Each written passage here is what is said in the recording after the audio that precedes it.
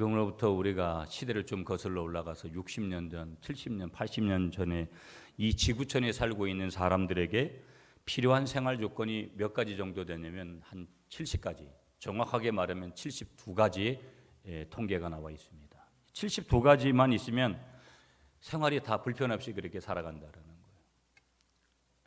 절대적인 필요한 것은 뭐냐? 18가지가 있어야 된다는 거예요. 꼭 있어야지만 인간이 산다. 지금은 어떠냐면 이런 것들이 더 많이 늘었죠. 필요한 것은 500가지 이상이 된다는 거예요. 복잡하니까 단순하게 살았던 사람들이, 그저 농경 문화에서 살았던 사람들이 공업화되어지고 정보화되어지는 이 사회, 하루아침에도 정보가 바뀌어지는 이런 세상에 살려니까 우리가 얼마나 한편에서는 좋으면서도 한편에서는 피곤한지 몰라요. 저는 좀 피곤한 척에 들어가는 사람이에요. 목회자들도 모이면 새로운 정보에 대해서 공유를 하는데 늘 그래서 제가 뭐 컴퓨터 같은 것도 조금 저기 하면 권사님한테 이거 어떻게 해야 되냐고 또 뭐 별의별 정보들을 다 저한테 보내는데 이 카톡으로 온 걸 또 어떻게 메일로 보내냐 뭐 여러 가지부터 시작해서 왜 그러냐면 그런 거에 대해서 별로 이렇게 취미가 별로 없어요. 관심이 별로 많이 없어요. 그런데 관심이 있는 사람들은 얼마나 그런 부분에 대해서 예민하게 반응을 하는지 몰라요. 그래서 지금에 와서는 필요 조건이 500가지 이상으로 늘은 거예요. 그러면 절대적인 필요한 것은 뭐냐? 예전에는 18가지가 아니어도 살 수 있는데 이제는 절대 필요한 것은 50가지 이상이라는 거예요. 그게 사회학자들이 분석한 거예요. 뭐 아이들은 게임 없으면 또 안 되고 다 대부분의 사람들이 스마트폰 없으면 이제 뭐가 안 되잖아요. 잘 들으세요. 필요한 것과 절대 필요한 것을 더 많이 우리가 누리는데 필요한 것과 절대 필요한 것을 더 많이 누리면서 살아가는 현대인들이 과연 60년 전, 70년 전, 80년 전보다 그 시대에 살았던 사람들보다 우리같이 스마트폰을 써본 경험이 없는 사람들보다 우리가 더 행복할까?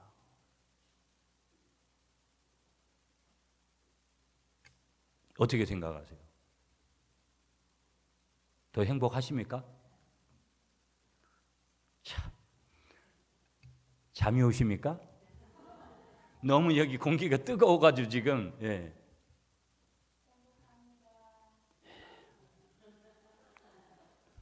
노 집사님이 행복하시다면 다 행복하셔야 돼요. 왜 그러냐면 나중에 물어보세요. 오히려 우리는 이런 질문을 해봐야 돼요. 오히려 정말 감사할 줄 모르면서 불행하게 사는 건 아닌가? 한번 좀 우리 자신들을 좀 뒤돌아봐야 돼요.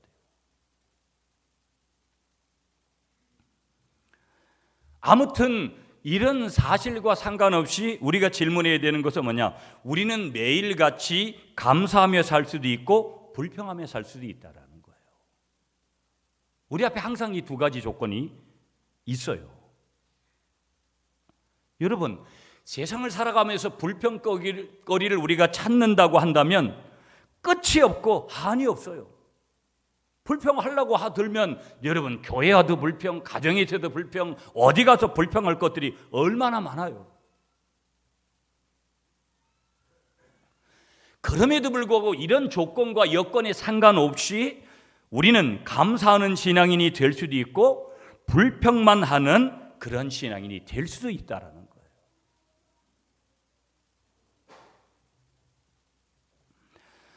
거예요. 여러분 1690년에 전기기관차를 발명한 사람이 프랑스 사람이에요. 이 전기기관차를 프랑스의 물리학자였던 파핀이라는 사람이 개발을 했거든요. 그런데 그는 이 파핀이라는 사람은 어느 날 이런 고백을 해요. 나는 3가지로 인해서 늘 감사를 한다. 첫째, 날마다 주시는 일용할 양식 때문에 감사하고, 둘째, 몸에 건강을 주신 것 때문에 감사하고, 셋째, 영원한 삶을 향한 소망이 있기 때문에. 나 예수 믿는 사람으로서 나는 내가 지금 죽어도 천국 가서 영원히 사는 소망이 있기 때문에 나는 늘 감사한다. 여러분, 뭘 감사하시면서 그렇게 해서 지금 추수감사절을 맞이하시고 뭐가 그렇게 바빠서 추수감사절에 예배도 못 나오고 그렇게 살까요? 그건 이해할 수도 없고 이해될 수도 없고 그렇게 해서도 안 되는 것이 사실이라는 거예요. 뭐가 그래서 나는 행복하지 못하다고 생각하고 불행하다고 생각하고 늘 그래서 내가 불평을 더 많이 노래할까? 그래서 우리는 이런 질문을 해야 돼요. 나는 지금 감사를 잃어버렸는가? 성경 한 군데를 찾겠습니다. 여러분, 오늘 본문에는 여러분이 주보를 끼워 놓으세요. 주보를 끼워 놓으시고 신약 성경으로 가세요. 디모데후서 3장. 디모데후서 3장. 디모데후서로 갑니다. 3장. 신약 성경 345페이지. 345페이지예요. 디모데후서 3장 1절 2절 말씀. 345페이지. 찾으셨어요? 찾으셨으면 아멘. 자, 그러면 디모데후서 3장 1절 2절을 우리가 한 목소리로 합독합니다. 시작. 너는 이것을 알라. 말세에 고통하는 때가 이르러 사람들이 자기를 사랑하며 돈을 사랑하며 자랑하며 교만하며 비방하며 부모를 거역하며 감사하지 아니하며 거룩하지 아니하며. 오늘 하나님께서 특별히 디모데후서를 통해서 말세의 민심을 설명해 주는 거예요. 말세의 하나님의 백성들을 포함한 이 땅을 살아가는 사람들의 민심이 이런 거다. 공감하십니까? 내용을 보면 이것을 알라라는 거예요. 이게 말세의 고통이다. 그 중에 하나가 뭐냐? 감사하지 아니하며. 감사하지 않기 때문에 이런 일이 벌어지는 거예요. 마지막 때가 되면 사람들이 감사하지 아니할 거라는 것이 분명한 메시지라는 거예요. 사람이 감사하는 마음을 잃어버릴 때 나 한 사람의 개인도 사회도 서로 간에 시비가 있고 불신이 있고 불평이 있고 불만만 쌓일 때가 훨씬 많다라는 거예요. 왜 분쟁하고 왜 어떤 부부간에도 가정에도 불화하는 것인가? 이미 그 가정에 감사가 사라졌기 때문이에요.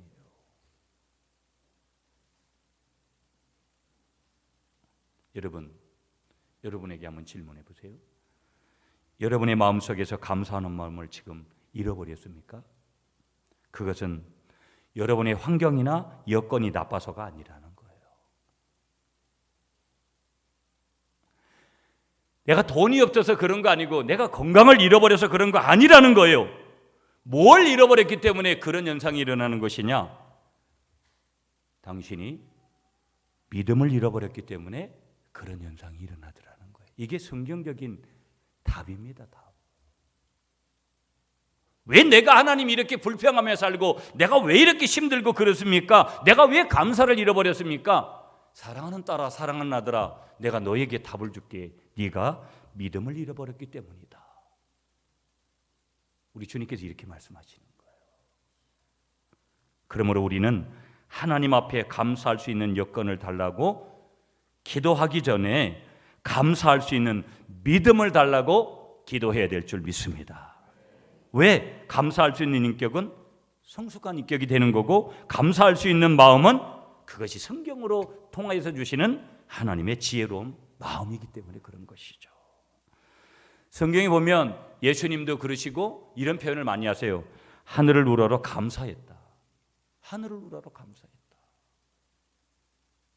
하늘을 우러러 감사했다라는 것은 감사의 근원이 누구에게 있다라는 거예요. 하나님께 있음을 고백하는 거예요. 그래서 기독교는 감사의 종교다.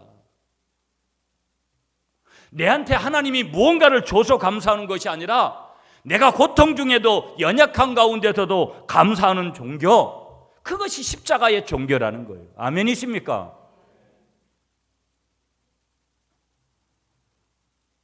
무당 종교를 보세요, 여러분.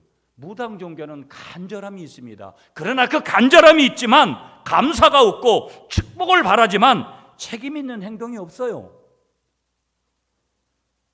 그저 복채받고 그런 것을 위해서 하는 것이지 한 영혼을 살리려고 하는 그런 의도에서 그렇게 하지 않습니다.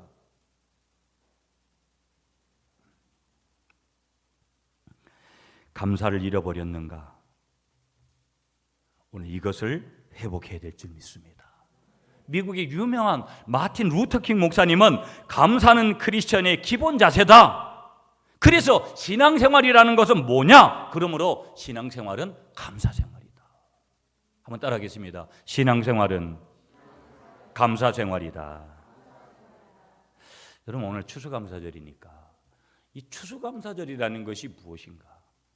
교회를 다니다 보면 여러분, 우리 교회는 얼마 안 있으면 12월에 시작되는 성탄절부터 교회가 시작되고, 그 성탄절 예수님이 오시기 전 4주 동안 기다리는 대림절, 이때부터 시작해서 교회력은 1년을 시작하는 거예요. 일반 우리 역은 1월 1일부터 12월 31일까지 시작하지만 끝나지만, 우리의 기독교인들의 1년 시작은 언제부터 하냐면 대림절부터 시작을 하는 거예요.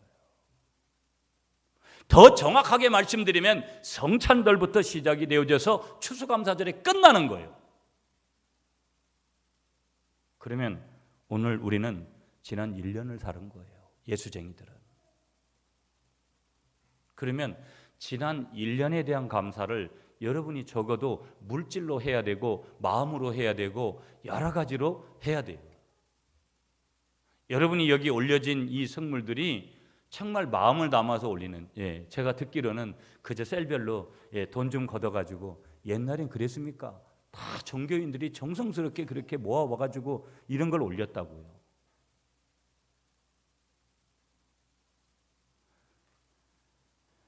지금으로부터 395년 전에 1620년에 영국의 유명한 종교개혁자가 있었는데 그 사람 이름이 위클리프예요.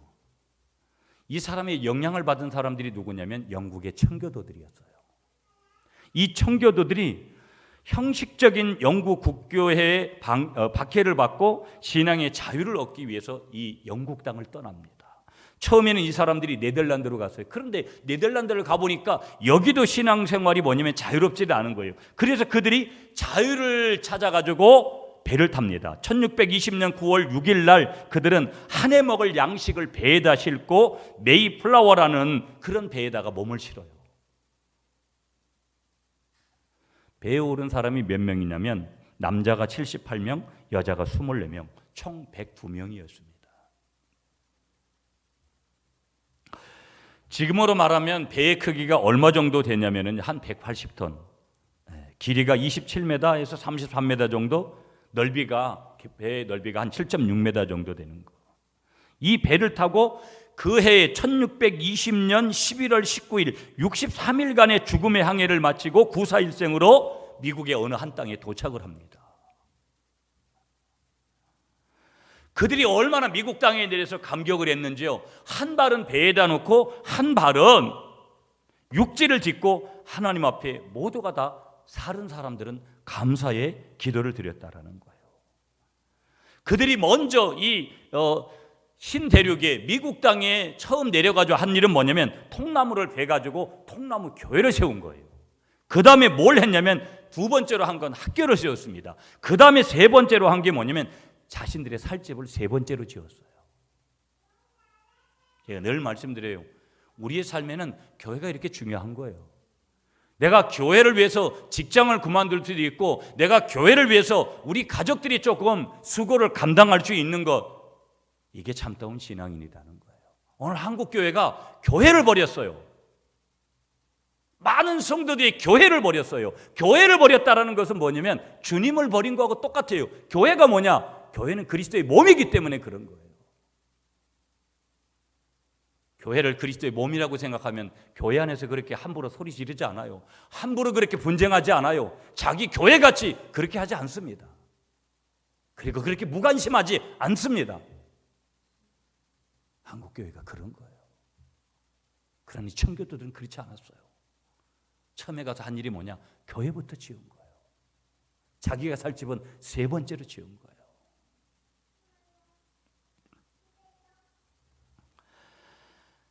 어느덧 크리스마스가 되어지고 아무런 준비가 없었기 때문에 이 추운 겨울을 가자마자 지나게 되는데 그 추운 겨울을 지나는 사이에 먹을 것과 입을 것이 모자라서 병이 들어가지고 그 반수가 죽어요.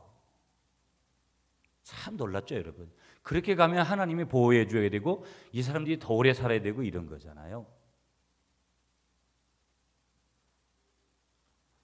그러나 그들은 그의 반수, 102명의 반수가 죽어도 그들은 하나님을 원망하지 않습니다.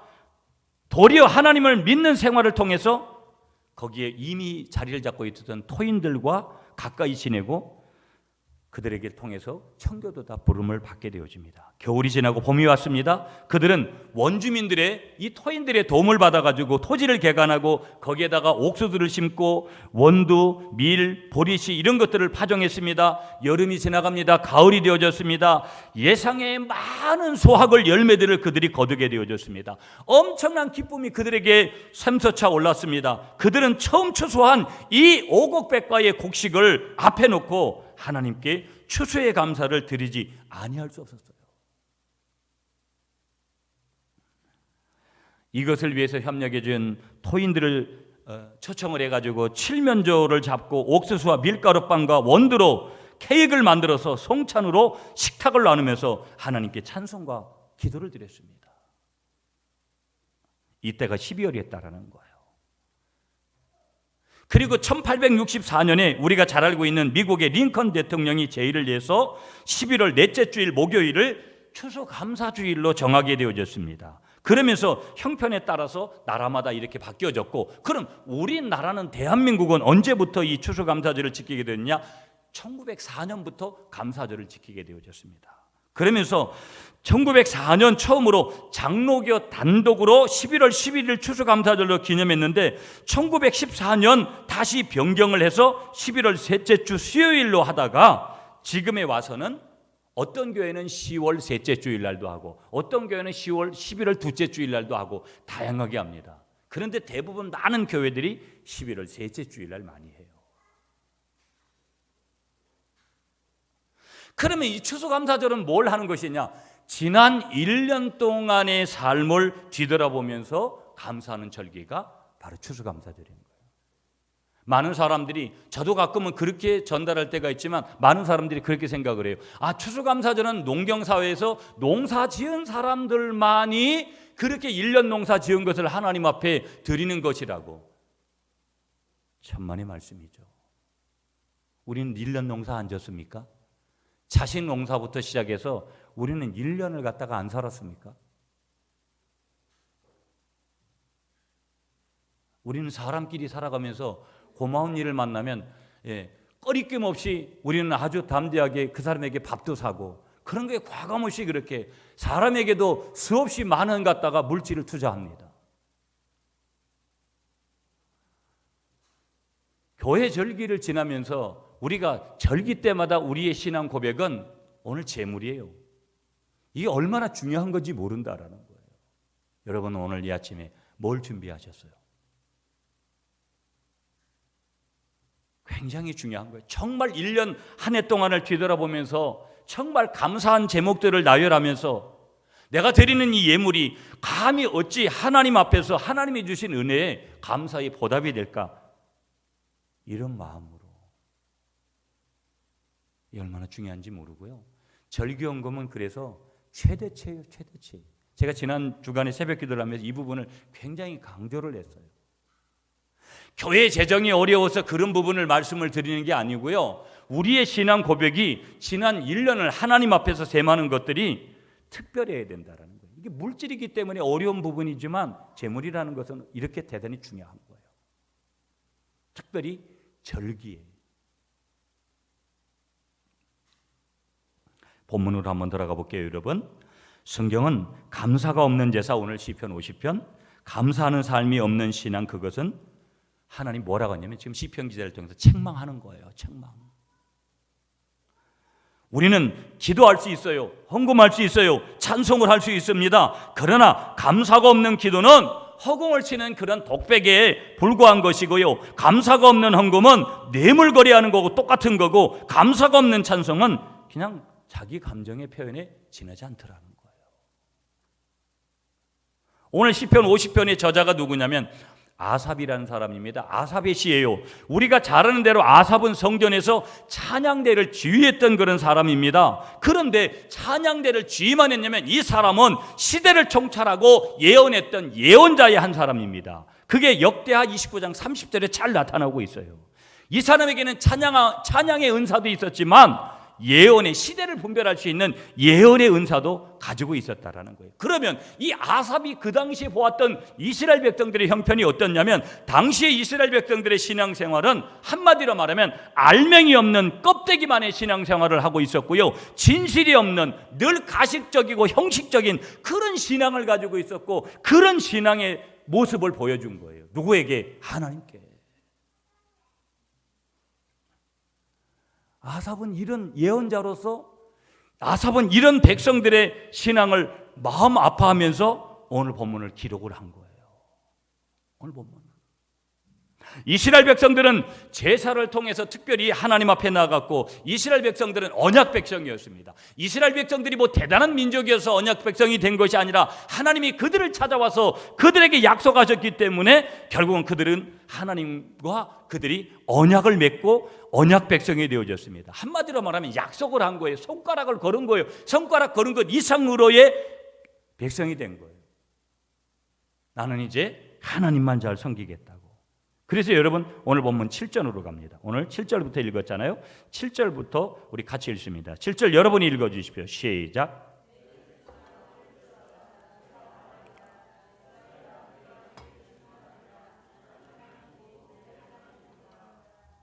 아멘. 이 무슨 얘기냐면 이런 거예요, 여러분. 하나님 뭐라고 말씀하시냐면 이스라엘 백성을 언약 백성으로 딱 이렇게 인치시면서 이런 말씀을 주시는 거예요. 너는 나의 백성이고 나는 너의 하나님이 될 거다. 하나님 말씀하시는 거예요. 그런데 문제는 뭐냐면 그런 약속을 줘도 언약 백성으로 살아가야 되는데 시도 때도 없이 이스라엘 백성들은 뭐냐면 하나님을 배신합니다. 때로는 노골적으로, 때로는 교묘한 방법으로 하나님을 때로는 우롱합니다. 오늘 본문에서 이스라엘 백성들은 하나님께 제사를 성대하게 드렸습니다, 여러분. 오늘로 말하면 하나님 앞에 이렇게 무엇인가를 막 차려놓고 성대하게, 그래서 나름대로 헌금도 준비하고 성대하게 하나님 앞에 예배를 드렸습니다. 그때 8절 말씀, 8절 다 같이 읽겠습니다. 시작. 나는 내 재물을 대물 때문에 너를 책망하지는 아니하리니 내 번제가 항상 내 앞에 있음이로다. 그러니까 우리가 가져온 재물보다도 여러분이 얼마를 준비해서 오늘 하나님 앞에 절기헌금을 드리든지, 이 말은 뭐냐면 우리의 참된 예배가 먼저 있어야 된다라는 것을 말씀하고 있는 그런 내용이거든요. 내가 너의 재물을 인하여는 너를 책망하지 아니하지만 네 번제가 항상 내 앞에 있음이로다. 무슨 얘기냐면 그 형식적인 면만 본다면 전혀 이렇게 말씀하고 있는 내용이 아무 이상 없이 들려져요. 무슨 얘기냐? 이스라엘 백성들은 제사만 형식적으로 성대하게 드리면 하나님께 할 도리를 다 했다고 생각한 거예요.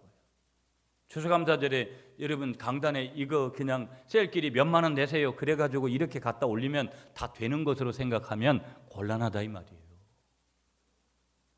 여러분의 중심이 정말 지난 1년을 되돌아보면서 정말 내가 고난 속에 역경 속에 있는 것까지도 감사가 나오냐 이 말이에요. 보십시오. 여러분 보세요. 이스라엘 백성의 제사는 하나님의 은혜에 감사해서 드리는 제사가 아니올시다라는 거예요. 아니올시다. 어찌 보면 이면에는 얼마나 인간적인지 하나님하고 거래하겠다는 것이고, 하나님을 마치 그냥 조금 이렇게 달래가지고 하나님이 나에게 좀 이것을 통해서 좀 복을 주시도록 엄청난 기복적인 신앙의 요소가 이들에게 있었던 거예요. 그래서 오늘 아삽은요, 당시의 백성들이 이러한 잘못된 신앙을 통렬하게 비판을 하면서 준엄하게 뭘 하고 있느냐? 책망을 하고 있는데 그게 9절부터 시작해서 13절에 나타나고 있는 거예요. 그러므로 오늘 본문을 통해서 우리가 붙들어야 되는 게 뭐냐면, 하나님은 도대체 뭘 원하시는가? 하나님은 무엇을 기뻐하시는가? 어떤 사람을 기뻐하시는가? 이걸 한마디로 정해놓은 구절이 14절이고 이걸 한마디로 정해놓은 것이 우리가 읽지는 않았지만 마지막 23절이에요. 자, 14절을 먼저 읽겠습니다. 14절이 오늘 중심의 뼈대거든요. 14절 말씀 시작.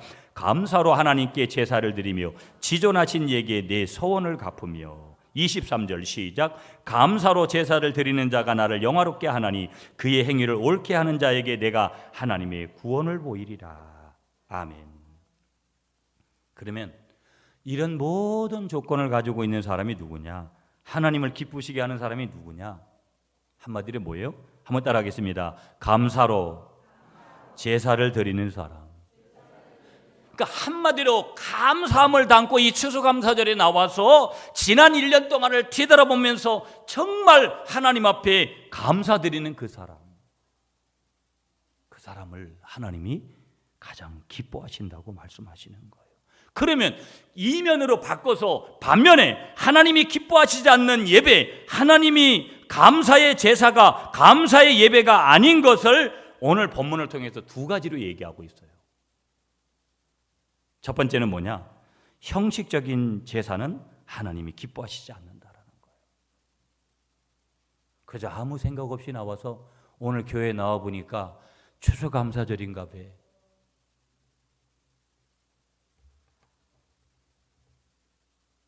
그걸 기뻐하시지 않는다라는 거예요.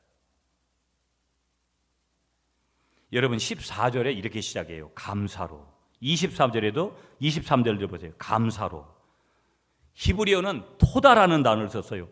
토다라는 단어의 뜻이 의미가 뭐냐면 손을 펼친다. 하나님 앞에 이렇게 손을 펼치는 거예요. 경배하는 거예요. 감사하는 거예요. 찬송하는 거. 이게 뭐냐면 감사로. 토다라는 히브리어의 뜻이에요. 그러면서 중요한 단어를 말씀하시는데 14절에 보세요. 감사로 하나님께 제사를 드리며 지존하신 이에게 내 소원을 갚으며.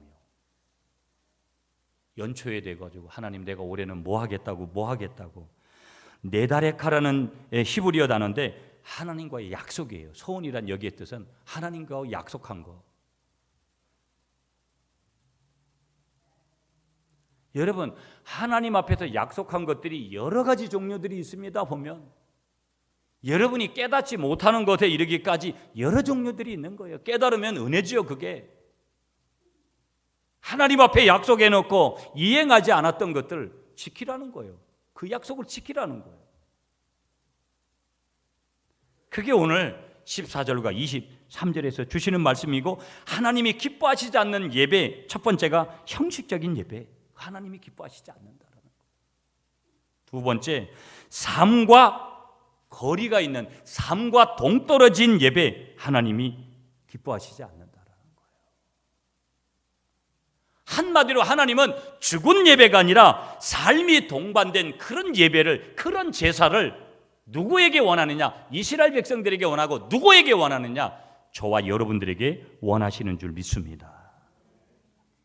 그리고 오늘 본문의 결론이 22절과 23절이에요. 자, 22절, 23절은 읽었으니까 22절 시작. 하나님을 잃어버린 너희여 이제 이를 생각하라. 그렇지 않으면 내가 너희를 찢으리니 건질 자가 없으리라.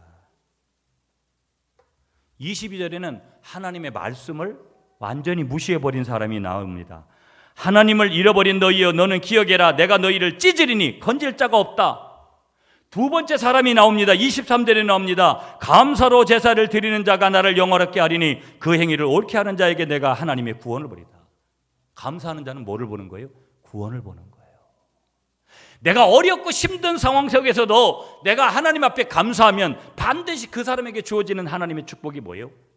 하나님의 구원인 줄 믿습니다. 그러면서 우리가 기억해야 될 한 가지가 뭐냐? 감사로 제사를 드리는 자가 하나님을 영화롭게 하더라는 거예요. 한번 따라하겠습니다. 감사로 제사를 드리는 자가 하나님을 영화롭게 한다. 어떤 처녀가 어떻게 하다가 반지를 잃어버렸어요. 그래서 반지를 잃어버리고 집에 와가지고 여러분 뭐 좀 소중한 거 하나 잊어버려 버리세요. 저도 얼마 전에 책을 제가 시리즈로 있는데 우리 집사람이 가끔 책은 안 읽으면서 집에 한 권씩 갖다 놔요. 페이지 몇 페이지만 보고 끝나면서. 그래서 그 책이 아직도 없어요. 못 찾았는데 뭐 그런 게 굉장히 저는 책을 차라리 제가 사달라고 하면 사줘요. 근데 내 책을 가져가면 안 돼요.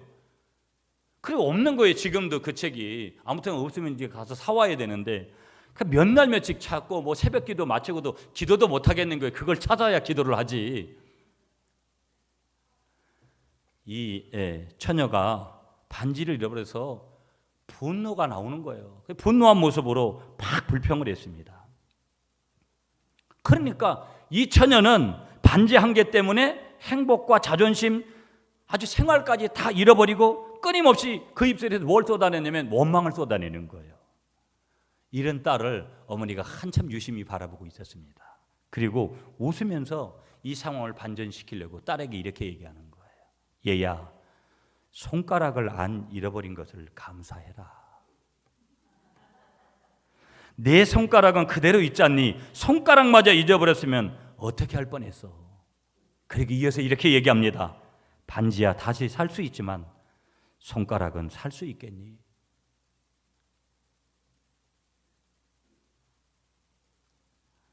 여러분 보세요. 감사로 제사를 드리는 자가 나를 영화롭게 하나니. 우리가 1년 동안 좋은 일만 있었습니까, 여러분? 지금도 여전히 눈물 속에 지내시는 분이 있고 고통 속에 있는 분이 계시잖아요. 육체적이든 정신적이든 물질 때문이든 사업 때문이든 자녀들 때문이든 뭐 신앙 문제든 뭐든지 좋은 일만 감사한다면 이거 기독교는 무당 종교가 되고 마는 거예요. 기독교는 철저히 십자가의 종교인 줄 믿습니다.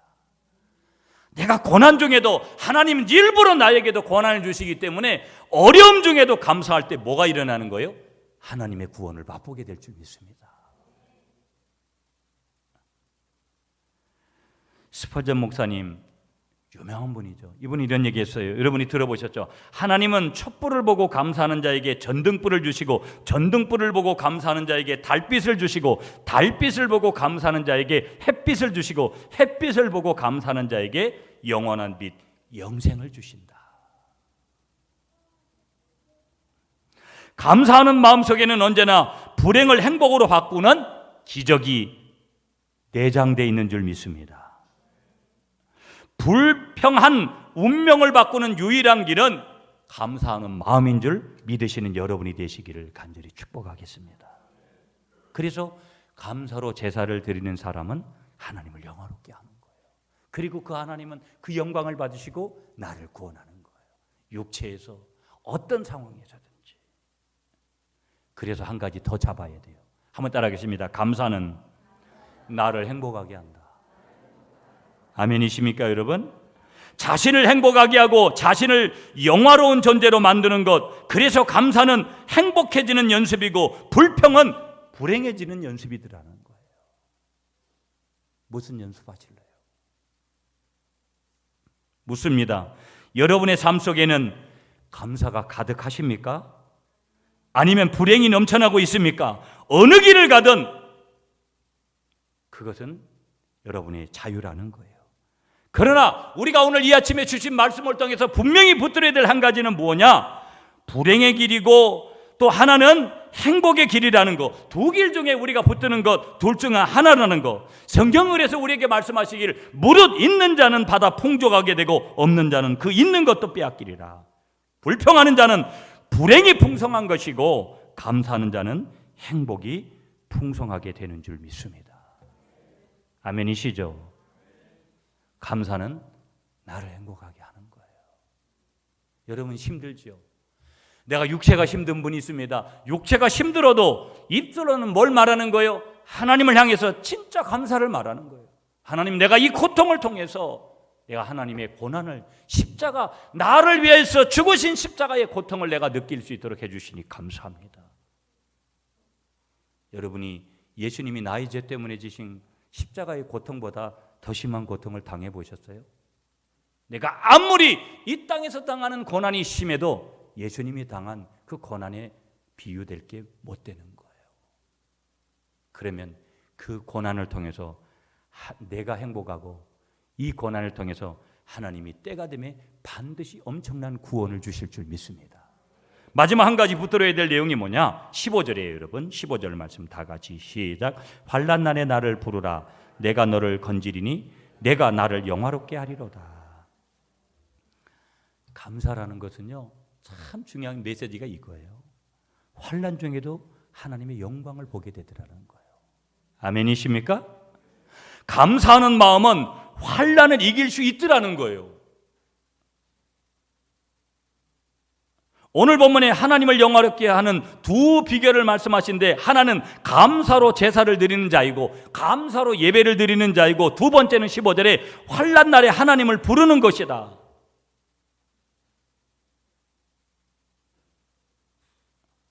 우리가 세상을 살아갑니다. 이 세상을 살아가면서 환난이 있어도, 어려움이 있어도, 낙심이 되는 일이 있어도 거기에 절망하거나 좌절하지 아니하고 하나님 앞에 감사하며 살아갈 때 그가 바로 하나님을 어떻게 한다? 영화롭게 하더라는 거예요. 여러분, 여기 환난이라는 단어가 나오는데 15절에요. 이 환난이라는 단어가 굉장히 아주 특별한 뜻을 가지고 있어요. 여러분, 이스라엘에는 포도 농사를 많이 짓잖아요. 그런데 포도를 틀 속에다가 집어넣고 뭉개고 막 짓누르는 거예요. 그러면 포도를 찌는 것이죠. 그러니까 오늘 여기 환난이라는 것은 포도가 틀 속에서 집어넣어가지고 뭉개지고 짓눌려서 포도를 짜는 그런 의미를 담고 있는 거예요. 여러분 보세요. 포도가 뭉개질 때 포도주가 나옵니다. 무슨 얘기예요? 여기 중요한 메시지 한 가지가 있는 거예요. 하나님의 자녀들이 당하는 고난은 무의미한 것이 아니라는 거예요. 아멘이십니까? 여러분, 지난날 내가 얼마나 많은 고난을 당했습니까? 그 고난에는 반드시 뭐가 있다라는 거예요. 하나님의 뜻이 계신 줄 믿습니다. 그 고난 속에 하나님의 뜻이 있고 하나님의 계획이 있더라는 거예요. 아멘이십니까? 그저 단순하게 내가 아픈 것들, 내가 힘든 것들만 붙들 때가 많잖아요. 그것을 통한 하나님의 계획이 있는 거예요. 아멘이십니까? 좋은 나무는 가뭄 때에 뿌리가 깊어지고 겨울 찬바람에 단단해지는 그런 상식적인 법을 여러분이 오늘도 깊이 받으시기를 축복합니다. 진한 해산의 고통, 여러분, 엄마가, 산모가 죽을 뻔한 그러한 해산의 고통을 경험한 어머니는 자녀에 대해서 진한 애정을 가지는 거예요. 내가 이놈을 어떻게, 내가 죽을 뻔하면서 내 생명을 걸고 나온 자식이니 그 자식에 대한 애정이 더 특별한 것이죠. 하나님이 나에게 고난을 주실 때, 교회를 섬겨가면서 하나님을 믿고 교회를 섬기면서도 함께 이 교회를 개척한다니 그런 거 아니에요, 여러분. 함께 교회를 개척하면서 고생을 해봐야 정을 알게 되고 하나님의 은혜가 뭔지를 알게 되는 거예요. 다 만들어진 교회 가가지고 그저 그냥 예배나 그냥 한번 드리고 와서 자기 정신적인 위로나 받으려고 하고, 그게 기독교가 아니올시다라는 거예요.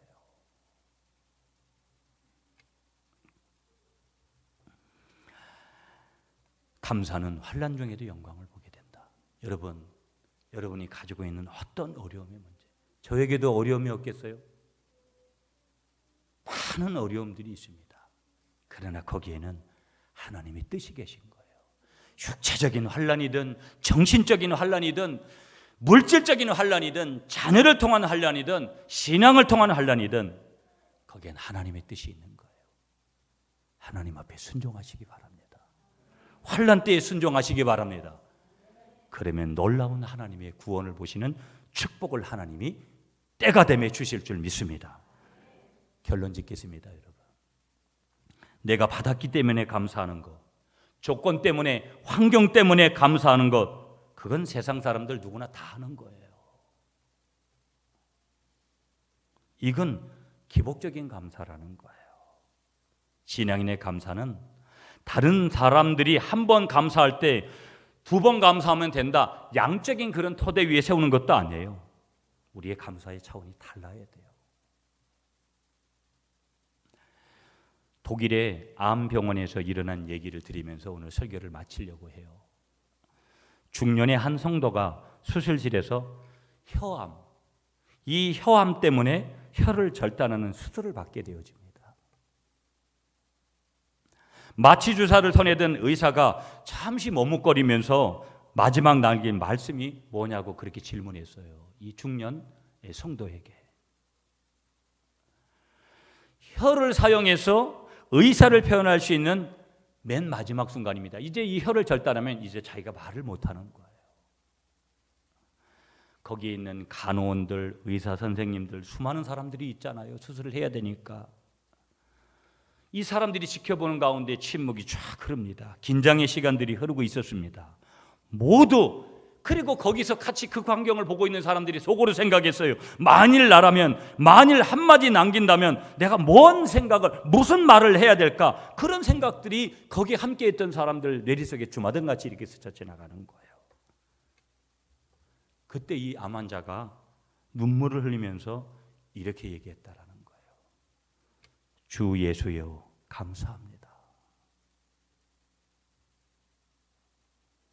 주부 같으면 여보 우리 아이들 어떻게 하고 이런 말 남기고 그래야 되고, 남편 같으면 아내를 향해서 뭐 가정을 챙기는 그런 멘트를 해야 되는데, 이 암 환자가, 이 성도가 마지막 한 말이 뭐냐? 눈물을 흘리면서 주 예수여, 감사합니다.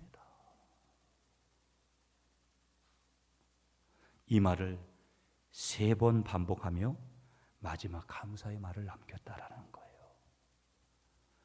2015년 추수감사절 지내요, 여러분.